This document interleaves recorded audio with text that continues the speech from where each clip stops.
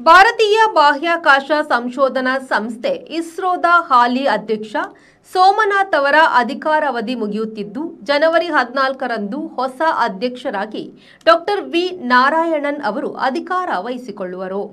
ತಮಿಳುನಾಡು ಮೂಲದ ವಿ ನಾರಾಯಣನ್ ಹಿರಿಯ ವಿಜ್ಞಾನಿಯಾಗಿದ್ದು ಕೇರಳದ ವಲಿಯಾಮಾಲಾದಲ್ಲಿನ ಲಿಕ್ವಿಡ್ ಪ್ರೊಫೆಷನಲ್ಸ್ ಸಿಸ್ಟಮ್ಸ್ ಸೆಂಟರ್ನಲ್ಲಿ ಮುಖ್ಯಸ್ಥರಾಗಿ ಕೆಲಸ ಮಾಡುತ್ತಿದ್ದಾರೆ. 2 ವರ್ಷಗಳ ಅವಧಿಗೆ ನಾರಾಯಣನ್ರನ್ನು ನೇಮಕ ಮಾಡಿ ಕೇಂದ್ರದ ಸಿಬ್ಬಂದಿ ಸಚಿವಾಲಯ ಆದೇಶ ಹೊರಡಿಸಿದೆ.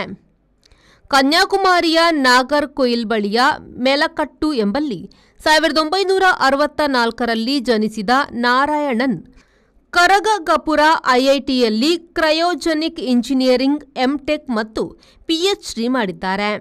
ಹಲವು ಪ್ರಶಸ್ತಿಗಳನ್ನು ಪಡೆದಿರುವ ಅವರು ಬಾಹ್ಯಾಕಾಶ ಸಂಬಂಧಿ ವಿಜ್ಞಾನದಲ್ಲಿ 40 ವರ್ಷಗಳ ಅನುಭವ ಹೊಂದಿದ್ದಾರೆ.